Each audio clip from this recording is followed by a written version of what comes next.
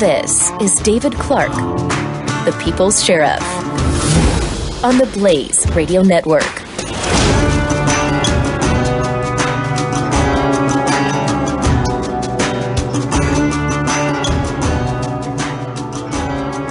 You want to know why Donald Trump is leading in the polls to become the next president of the United States? You know, the political class, the political elites, the media elites, they still cannot figure this guy out. Nothing that they do to try to bring this guy down and kick him out of this process is working. And they're scratching their heads and they just can't figure out why all of the stuff that they've done in the past, all of the tools that they've used, all the models that they've used to get rid of people, to destroy their candidacy or even their time in office. None of that stuff is working with Donald Trump. Donald Trump is running circles around these individuals. Welcome to the program. You've heard me talk about Donald Trump and just my analysis, my commentary on why he's doing as well as he is in his run for the presidency. And I think the thing that if I had to pinpoint it and say what one thing, it's many things, by the way, but what one thing do you think has really endeared him to a growing, by the way,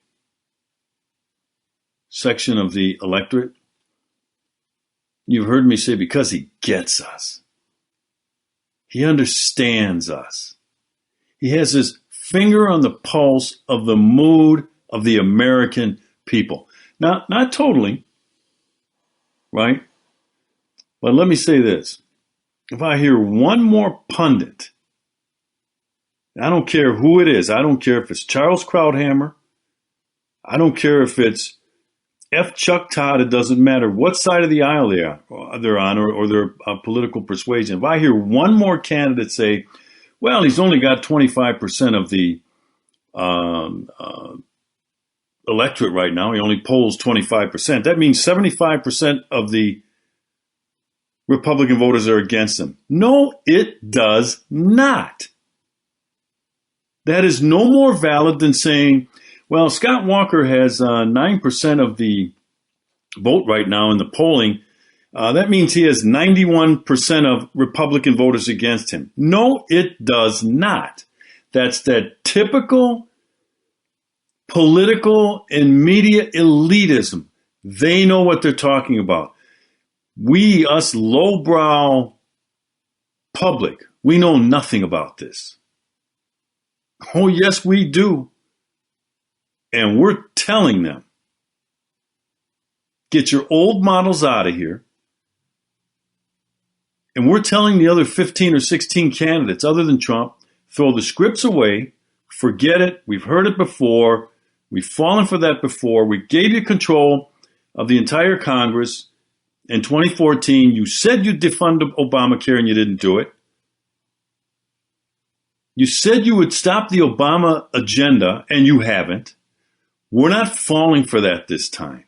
We don't care that Donald Trump doesn't fit nicely into your definition of conservative box or definition of a Republican box. We don't care about that anymore. We're tired of the political way. Your way, the political way, the media way, the liberal mainstream media, by the way, I should point that out. You got us where we're at today. We are a mess. The United States is a hot mess. And Donald Trump gets that. And he has some things working in his favor that the others don't have. He's good at this. He's good in front of the camera. People say, well, he's just an entertainer. Okay, if that's what you want to believe, you go right ahead. He understands that when it comes to the presidency of the United States, electing a president, it's all theater. It's all staged. It's all scripted. That's what theater is, right? A script and a stage. The lines are rehearsed. You don't go off script. That's what we're getting out of these typical politicians. A scripted, rehearsed, poll-tested message. They use the polls, they poll-test language and certain words on certain issues because they say, well, this will fool the public. Here's what they're saying, even though they take a sample of people, just a small sample. Well, here's what the American public is saying. That's an insult. There are 350 million people in the United States of America. Don't tell me you polled 1,000 people. Now, I know there's a science to polling. And then it usually holds, if you get a sample pool of 400 or more, 1,000, it'll probably stay consistent. The key word in what I just said was probably. It'll probably stay consistent. It doesn't mean it will always stay consistent. And this is one of those times, and we've seen this before. This is one of those times where what's happening defies all the rules of politics, the rules of the media, the rules of campaigning, the rules of how to win an election. It's defying it. Right now, I don't know how long this is going to last. Either does Donald Trump. He said it the other night. I heard him. Someone asked him, how long do you think this will last? And he just simply said, I don't know. But I like that answer. Because basically what that answer told me is I can't predict the American people. I think I get them, but I can't predict them.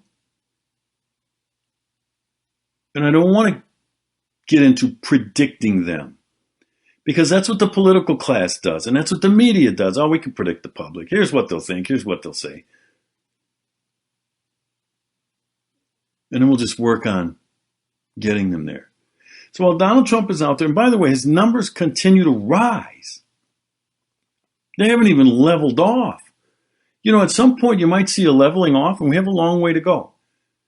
I'll continue to emphasize that. It's September, more than 1 year out from the general election. And it's about, 4, 5, 6 months out from the first primary in New Hampshire. Yeah, the Iowa caucuses, but that's not a primary. It's a caucus. We're still a ways away, but guess what? The clock is ticking and we're getting closer. With each passing day, Trump mania, if you will, the Trump juggernaut is what I've termed it as, continues to just stampede through this whole process, crushing anything in its way. The standard way of doing things, the right way to say things. He doesn't care. There's a growing segment of the United States that doesn't care either. And guess what? This, in the end, may transcend party lines. Because I believe that there are a good number of Democrats out there, traditional Democrat voters, when I say Democrats, not party-associated people. I'm talking about the public. You know what? They could live with Donald Trump as president, even though he's running as a Republican. They could live with it. You know why? Because they're thinking the same thing that I just said a couple minutes ago. He gets us. Yeah, it might be time for a different way. We're not talking about this hope and change crap that we were sold 8 years ago, 7 years ago with Barack Obama. We're not talking about change. Donald Trump has never said that. He said, let's make America great again. Wow. That's Reagan-esque. And so people don't really care at this point that, well, you know, he's voted with the Democrats and he's funded Democrat candidates and he likes Hillary and Bill Clinton and he was a registered Democrat. So was Ronald Reagan. So don't hand me that crap. That's what the American people are saying right now to this whole political process and this political class. The Blaze Radio Network on demand. David Clarke, the People's Sheriff. Find more on demand at theblaze.com/radio. Buck Sexton. You cannot be a conservative if you do not believe in conserving this country as a free society with rule of law and individual liberty. You cannot do that if you don't actually seek to perpetuate what it is. Immigration cannot be a national suicide pact to create some new form of society. We're not trying to actually allow that to happen. We're supposed to have assimilation. Buck Sexton, weekdays noon to 2 p.m. Eastern on the Blaze Radio Network.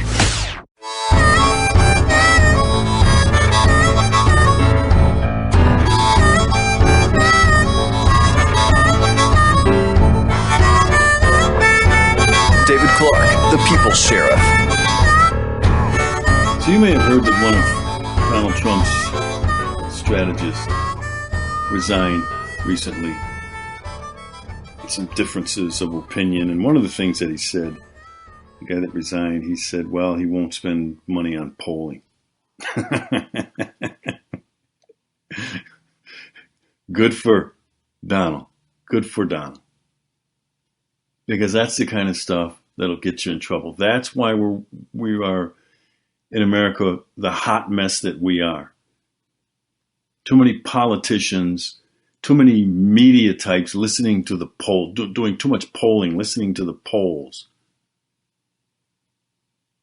Donald Trump just has a good sense about himself, but he also has a good sense about people. He reads newspapers. He listens to radio. He watches TV. He watches the news shows. And not just because he's running for president. He's an intelligent man. He's had to. He's in the business world. He has to know what people are thinking, what they're saying. And then he feeds off of it. Here's what they're thinking. Here's what they're saying. Not predicting. There's a difference. Having your finger on the pulse is different than predicting. You're connected. That's what that means. You're connected. Emotionally, psychologically, intellectually. You're connected to people. You're connected with people. So when one of his strategy guys resigned, and one of the things he said was, well, he won't spend any money on polling. Why should he? Like he says, and he says it often, Donald Trump, he says, we're first in the polls. That's the only poll that matters right now. The only one that'll really matter is the one in November of 2016. That poll will really matter.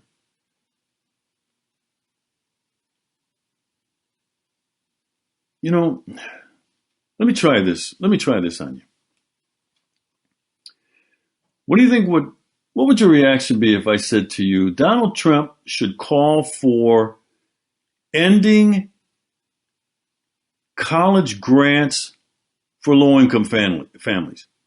Donald Trump should call for the end of college grants for low-income families. You would, first of all, if you were having your cup of coffee this morning, you'd choke on it and you'd say, Clarke, what are you, nuts? Yeah, we also said that after he said what he did about immigration. Oh, Donald, you can't say, oh, his campaign's over. Oh, he's just offended. Oh, you can't say that. He's going to lose the Hispanic vote. He said that after he went after John McCain, or our reaction was the same. After he went after John, oh, he's done. Oh, he's done. He's over. You want to try it again?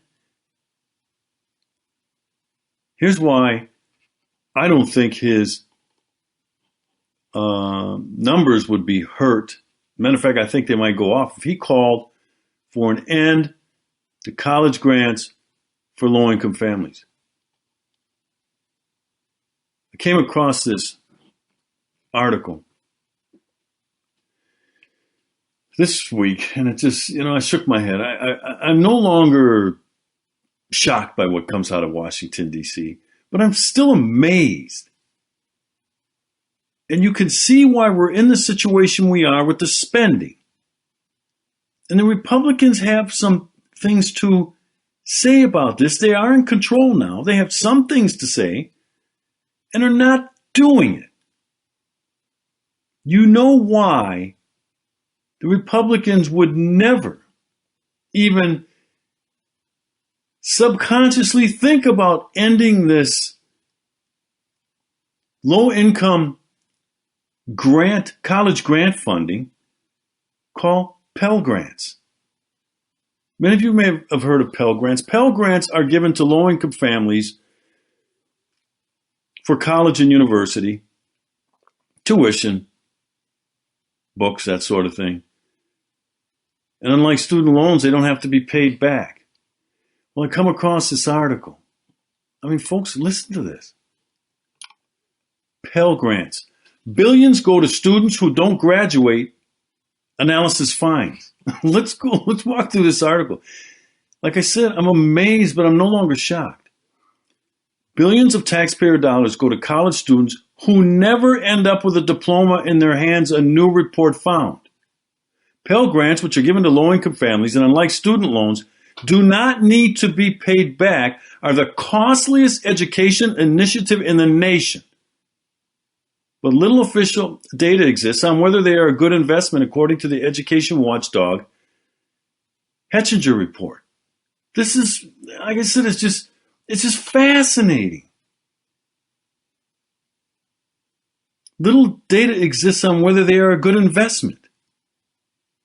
Back to the story here. Education Department Undersecretary Ted Mitchell last month lauded Pell Grants as, quote, one of the key levers that we have, unquote, to increase college completion rates. But here the article says there is no data to suggest these things are working. Most of the people who apply and receive these Pell Grants do not graduate. How can this liar, this straight-up liar, Education Department Undersecretary Ted Mitchell, say it's one of the key levers we have to increase college completion rates? But analysis published Monday by Hechinger revealed that Pell recipient graduation rates are often considerably lower than the overall graduation rate, even 6 years after a student starts college. Keep in mind, grants versus loans for school, right? Grants don't have to be paid back. Loans have to be paid back. So what we do is we take and we give the grants to low-income families. And I'm not suggesting they don't need help. But when you see stuff's not working, and it's costing taxpayers billions, nearly $1 trillion since this program started, this Pell Grant. I think it was 2007, but I could be off on the date. Nearly $1 trillion has gone into this program. And for the most part, not like close, not like a few, people don't receive their degrees and they don't have to pay the money back. Why don't we do the opposite? Why don't we give the grants to the overachievers? Because we know they're going to graduate. And then once they get out there and get into the workforce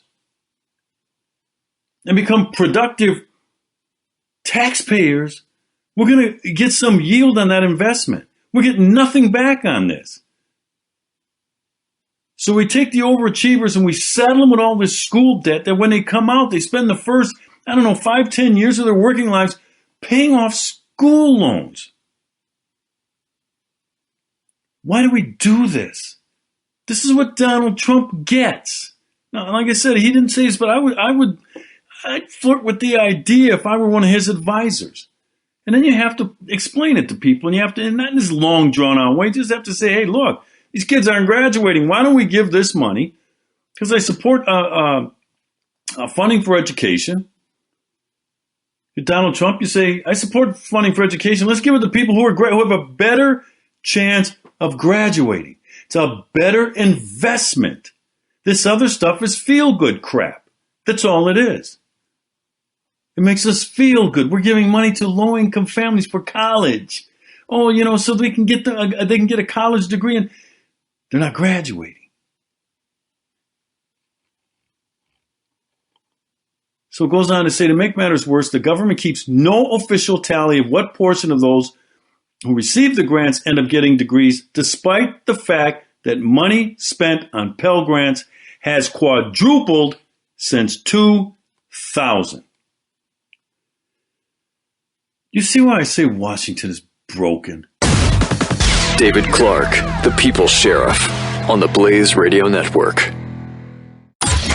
Jay Severin. Because that argument, if you were on there and you're saying you weren't and you're going to sue, that's going to buy you a few nights, maybe a couple weeks. But other than that, beware of false accounts, and let's watch. And let's hope that there are White House people on there. Jay Severin, weekdays 2 to 5 p.m. Eastern on the Blaze Radio Network.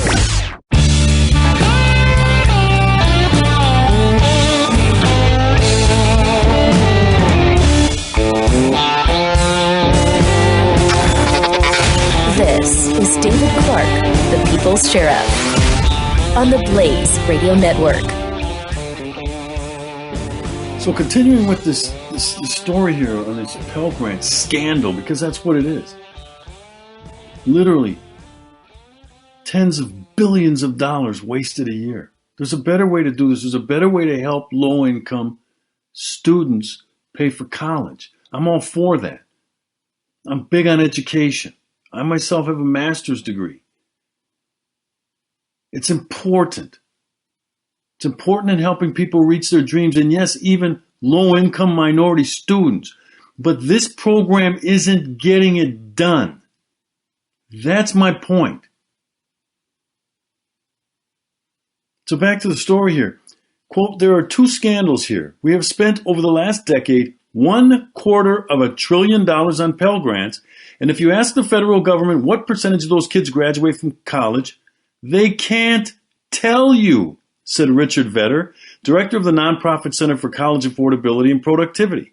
Quote, the second scandal is, as far as we can estimate, that graduation rate is embarrassingly low.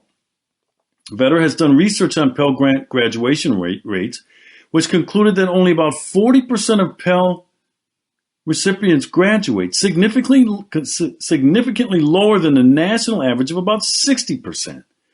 Quote, it's embarrassing to the Department of Education, he said. It's even more embarrassing to some of the schools involved. Yet this liar, Ted Mitchell, the Undersecretary of Department of Education, said, in lauding Pell Grants, it's one of the key levers that we have to increase college completion rates. But 60% of the people who take these grants aren't graduating. This is amazing. Back to the story here. Taxpayers paid $31.4 billion on Pell Grants in fiscal year 2015, and since 2000 they have poured $300 billion into them, Hetzinger reported. Quote, it's not surprising that Pell Grant students graduate at most schools at a lower rate than the overall student body. We know that low-income students are less likely to get a college degree than their peers. Sarah Buch-Ramowitz, Hetzinger's data editor and author of the report, told NBC News. Let me read that again. It's not surprising that Pell Grant students graduate at most schools at a lower rate than the overall student bodies. We know that low-income students are less likely to get a college degree than their peers. Then the story goes on to say, this could be in part because from a lower socioeconomic status, those from a lower socioeconomic status, they may come into college less academically prepared, she said. Let me stop. The failure of public K-12 education in America is the cause of that. We spend more than any other industrialized country in the world on education. And in our urban centers, the ghetto, here we go again, the ghetto. We're failing generations of kids. The same kids who are applying for and receiving the Pell Grants, they're not prepared for a college curriculum. They're not prepared. The studies show that. The research shows that. The results of this program show that. So why do we keep doing this? All right, so 40% go on to get a degree. You know what the logic would be from the left? Well, that's 40% that, there's a more efficient way to do this, is my point. For those 40%, let's find the ones that we know will thrive. in a college curriculum and let's give them grants. Black, white, Hispanic, all of them, everybody.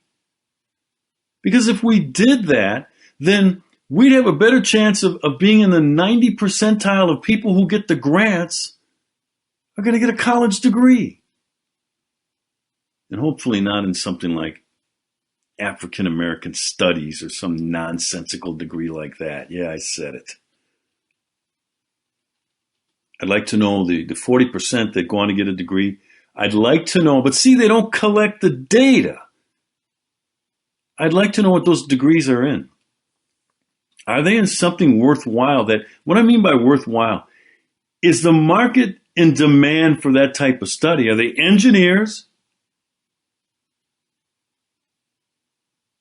Okay, are they medical related? Some of these things that the high-tech manufacturing, I'd be willing to bet a lot of that 40% are African American studies. Where do you go to get a job with a degree in African American studies? Some college or university. You end up leading the Black Lives Matter movement. Black Lives, yes, Lies. The Black Lives Matter movement. That's what you do with a degree in African American studies. There's no demand for it in the marketplace, in this economy, in this tech-based, knowledge-based economy. There's no demand for it.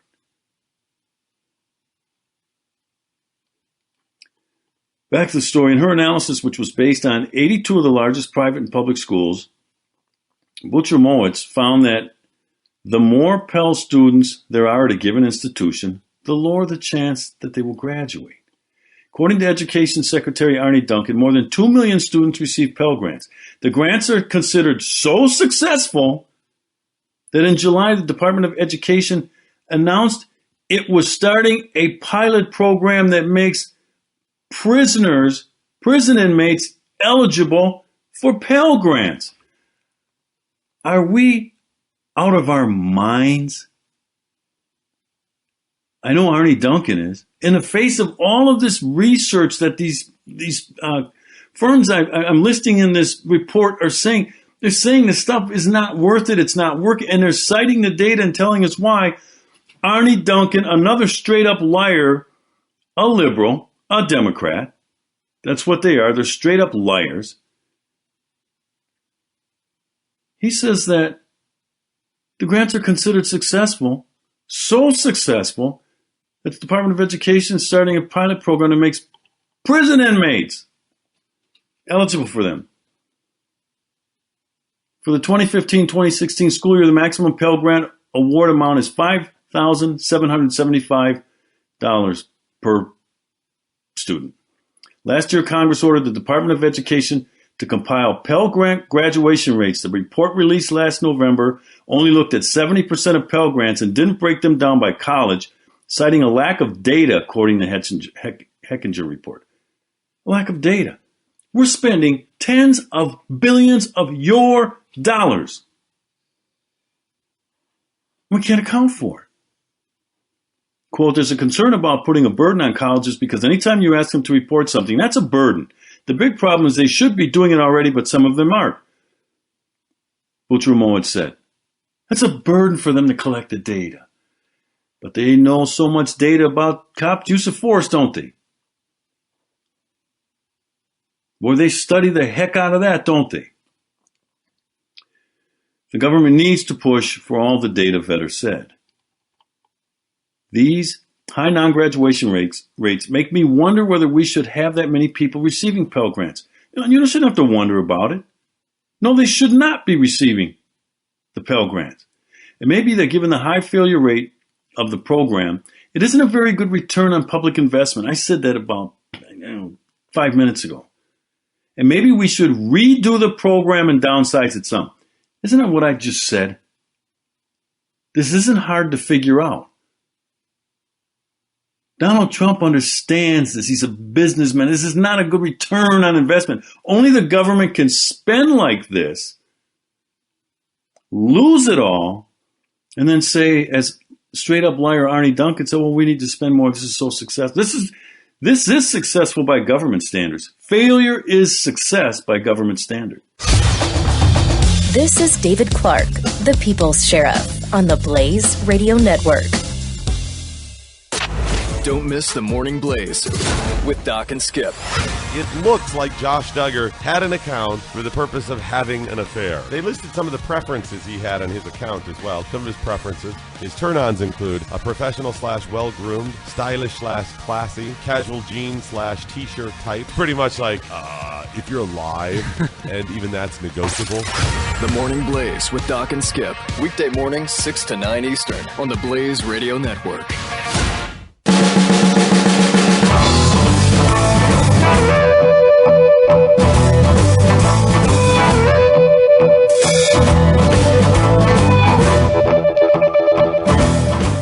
As we're going through this report, we see, and I say this whole thing, it's not about Democrats and Republicans, that's a political class.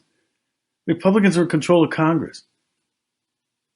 They need to stop this, but they won't, because they're the political class, and both sides benefit from the failure, because not much changes for them. Getting back to the story here, the program might be better off if money was spent on researching attributes of grant recipients who succeeded, or if officials eliminated participating schools with low Pell graduation rates. It's what Congress should be doing. Or Pell recipients could be monitored during college. Quote, maybe a student that is below a 2.0 average 2 years into a Pell Grant should lose their Pell Grant. At least we cut our losses earlier than we do now, he said. That's how Donald Trump thinks. Which is why I said he should suggest this, because the Republican Congress won't. The real Republicans, as they like to say. Donald's not a real Republican. No, he's a businessman. And I'm not saying he should run the government like a business. You can't. It's not set up. The model of shared power prevents it. It's not profit driven. In other words, the government doesn't have to show a profit. They provide goods and services. Not goods, they provide services. Government necessary. But now you can see this Pell Grant is not necessary, but they're providing it anyway. This is why we have an $18 trillion debt and growing. This is why we can't cut the budget and stop the spending or reduce the spending, because of stuff like this. Back to the story, the grants, which typically go to students and families whose incomes hover around the poverty line, fill an important need by opening doors for kids who may otherwise not go to college, which Rameau had said. Yeah, I get that. We're going to be more selective and then monitor them through, like this article suggests. Halfway through, if the kid's failing, cut the grant off. It's your money. You need to care about this. Quote, Pell Grants are a good, important program for us to have, and there's a reason why they exist, she said. We just need to know more about how it's working. We already know that it is not working. So then we have President Obama, who now wants to expand this and will soon give some inmates the chance to take college courses on the government's dime, on your dime. So these guys go out and they violate society's rules. And we're not talking low level, like the left likes to use. We're going to get into that in a future segment, this whole inane prison reform idea, how it's dangerous and it's discriminatory. So a guy goes out, he kills somebody, or he rapes somebody, and what do? We reward him with Pell Grants to complete college coursework that we know darn well he's not going to get a degree in college. And if he's in college for let's say he's in prison for 30 years, for the next 30 years, who cares if he gets a degree while he's in there? He's going to be in there for 30 years. So from another, this one's from CNN Money Report. The Education Department and Justice Department on Friday, this is from a couple weeks ago, are expected to announce a pilot program giving some prisoners access to federal Pell Grants. The aim is to test how effective correctional education programs can be in breaking the cycle of repeat offenders. I am tired of the government using human subjects as lab rats and as guinea pigs as they conduct social engineering experiments in the ghetto and in prison. I'm tired of that. Get some liberal foundation like the Ford Foundation to finance this crap. They believe in giving these people a second chance. Why on our money? This is how I would articulate if I were Donald Trump. Now, he'd have to be real careful because I can already see the New York Times headline. Trump says blacks not worth spending on education for. That's how it would read.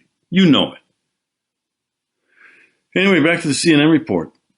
Congress banned prisoners from being eligible for Pell Grants in 1994. Since then, the prison population has grown significantly to 1.6 million nationwide, and calls for reform are coming from President Obama, who recently became the first sitting president to visit a federal prison, as well as members of both parties. See, as well as members of both parties. Why are they visiting prisons?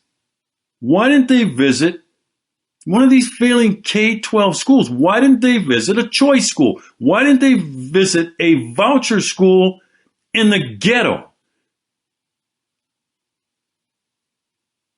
And talk to young people about the importance of education. Why are they going to prison to talk about education? These guys passed their opportunity with education. So it says the administration can't lift the ban on Pell Grants without congressional approval, but this is where Obama is good. Give him his due. He knows how to circumvent Congress. But the Education Department can use its authority to temporarily run a pilot program. So they just rename it a pilot program and give your money. You have to take out loans, student loans, to send your kid to college. So you go into debt. You take out second mortgages, your kid goes into debt, and yet the money that you earn when you go to work every day, while you go to work every day, is taken out of your pocket so some prison inmate can get a Pell Grant that doesn't have to be paid back, and he's not going to graduate or get a degree with it anyway. And we wonder why Donald Trump is leading in the polls,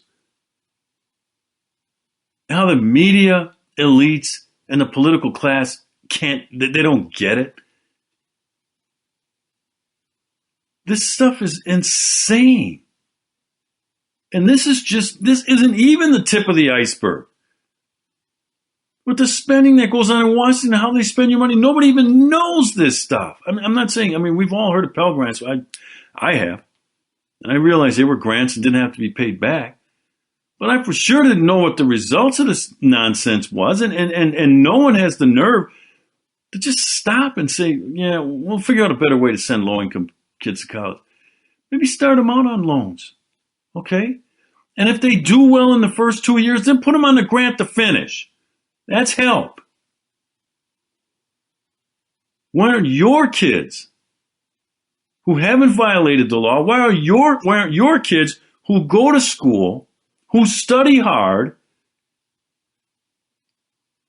and who achieve in school, why aren't they eligible for government grants? Your money, the people's money. Why do you have to go to a bank and take out a loan?